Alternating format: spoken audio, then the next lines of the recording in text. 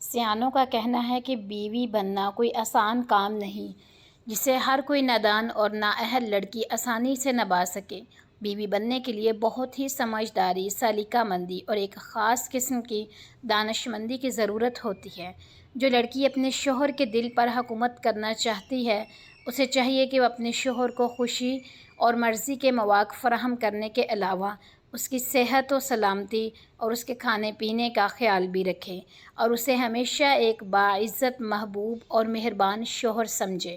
بسم اللہ الرحمن الرحیم۔ السلام علیکم۔ آج کی ویڈیو بہت زیادہ انفارمیٹیو ہونے والی ہے۔ آج ہم بہت ہی زیادہ سمجھدار اور ایک دانا عورت کی باتوں کو ڈسکس کریں گے، جس کی وجہ سے اس کی زندگی بہت زیادہ خوبصورت اور پرمسرت بنی ہوئی ہے۔ ان باتوں کو ہم بھی فالو کریں گے تاکہ ہماری زندگی بھی جو ہے وہ خوبصورت بنے اور میاں بیوی جیسے رشتے کو مضبوط کرے، نہ کہ اس کو برباد کرے۔ سو ویڈیو کو اینڈ تک ضرور دیکھیے گا۔ چینل پر آپ نئے ہیں تو پلیز چینل کو سبسکرائب ضرور کر لیجیے گا تاکہ میری ہر ویڈیو کا نوٹیفیکیشن آپ کو ٹائم پر ملے۔ سو لیٹس گو، ویڈیو کو کرتے ہیں سٹارٹ۔ محلے میں میاں بیوی کی محبت کے چرچے۔ کسی جگہ ایک بوڑھی مگر سمجھدار اور دانا عورت رہتی تھی جس کا خاوند اس سے بہت زیادہ پیار کرتا تھا۔ دونوں میں محبت اور اس قدر شدید تھی کہ اس کا خاوند اس کے لیے محبت بھری شاعری کرتا اور اس کے لیے شعر کہتا۔ عمر جتنی زیادہ ہو رہی تھی، باہمی محبت اور خوشی اتنی ہی زیادہ بڑھ رہی تھی۔ جب اس عورت سے محلے کی ایک دوسری عورت نے اس کی خوشیوں بھری زندگی کا راز پوچھا، کہ کیا وہ کوئی بہت مالدار عورت تھی، یا بہت اچھا کھانا پکانے والی عورت ہے، یا وہ بہت ہی حسین و جمیل تھی، یا بہت زیادہ عیال دار اور بچے پیدا کرنے والی عورت تھی، یا اس محبت کا کوئی اور راز ہے، تو اس عورت نے یوں جواب دیا کہ خوشیوں بھری زندگی کے اسباب اللہ سبحانہ و تعالی کی ذات کے بعد خود عورت کے اپنے ہاتھ میں ہیں۔ اگر عورت چاہے تو وہ اپنے گھر کو جنت کی چھاؤں بنا سکتی ہے، اور اگر یہی عورت چاہے تو اپنے گھر کو جہنم کی دہکتی ہوئی آگ سے بھی بھر سکتی ہے۔ مت سوچئے کہ مال و دولت خوشیوں کا ایک سبب ہے۔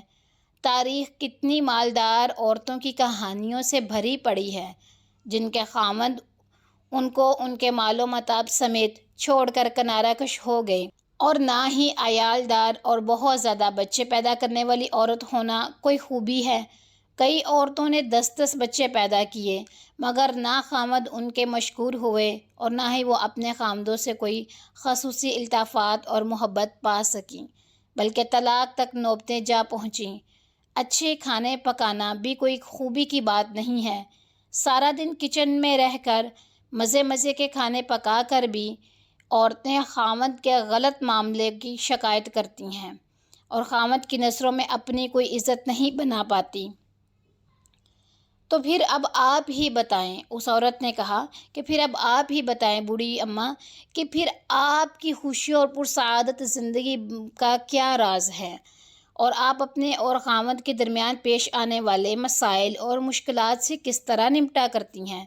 اس نے جواب دیا، جس وقت میرا خاوند غصے میں آتا تھا، اور بلا شبہ میرا خاوند بہت ہی غصیلا آدمی تھا، میں ان لمحات میں نہایت ہی احترام کے ساتھ مکمل خاموشی اختیار کر لیا کرتی تھی۔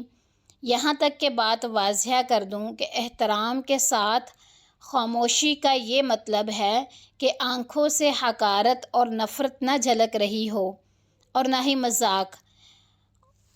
ہی میں ان کا مذاق اڑا رہی تھی۔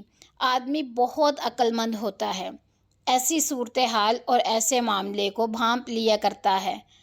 اچھا، تو آپ ایسی صورتحال میں پھر کیا کرتی تھیں؟ اس عورت نے پوچھا بوڑھی عورت سے کہ ایسی صورتحال میں پھر آپ یقیناً کمرے سے باہر چلی جایا کرتی تھیں۔ اس نے کہا، نہیں، خبردار، ایسی حرکت کبھی مت کرنا، اس سے تو ایسا لگے گا کہ تم اس سے فرار چاہتی ہو، اس کا نقطہ نظر نہیں جاننا چاہتی۔ خاموشی تو ضروری ہے، اس کے ساتھ ساتھ خاوند جو کچھ کہے اسے نہ صرف یہ کہ سننا بھی بلکہ اس کے کہے سے اتفاق کرنا بھی اتنا ہی اشد ضروری ہے۔ میرا خاوند جب بھی باتیں پوری کر لیتا تو میں کمرے سے باہر چلی جایا کرتی تھی، کیونکہ اس ساری چیخو پکار اور شور شرابے والی گفتگو کے بعد میں سمجھتی تھی کہ اسے آرام کی ضرورت ہوتی تھی۔ کمرے سے باہر نکل کر میں اپنے روزمرہ کے گھریلو کام کاج میں مشغول ہو جاتی تھی۔ بچوں کے کام کرتی، کھانا پکانے اور کپڑے دھونے میں وقت گزارتی اور اپنے دماغ کو اس جنگ سے دور بھگانے کی کوشش کرتی جو میرے خاوند نے میرے ساتھ کی تھی۔ تو آپ اس ماحول میں کیا کیا کرتی تھیں؟ کئی دنوں کے لیے لا تعلقی اختیار کر لینا اور خاوند سے ہفتہ 10 دن کے لیے بول چال چھوڑ دینا وغیرہ، اس نے کہا۔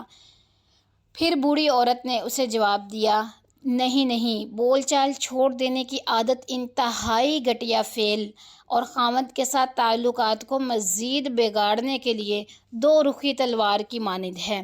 میں کبھی بھی ان سے لا تعلقی نہیں رہی، نہ میں ہفتہ ان کے ساتھ ناراض رہی۔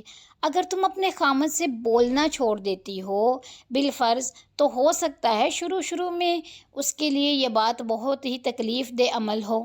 شروع میں وہ تم سے بولنا چاہے گا اور بولنے کی کوشش بھی کرے گا، لیکن جس طرح دن گزرتے جائیں گے وہ اس کا عادی ہو جائے گا اور تم ایک ہفتہ بولنے کے لیے چھوڑ دو گی تو اس میں تم 2 ہفتوں تک نہ بولنے کی استطاعت آ جائے گی اور ہو سکتا ہے کہ تمہارے بغیر بھی رہنا سیکھ لے۔ آہستہ خاوند کو ایسی عادت ڈال دو کہ تمہارے بغیر اپنا دم بھی گھٹتا ہوا محسوس کرے، گویا تم اس کے لیے آکسیجن کی مانند ہو اور تم وہ پانی ہو جس کو پی کر وہ زندہ رہ رہا ہو۔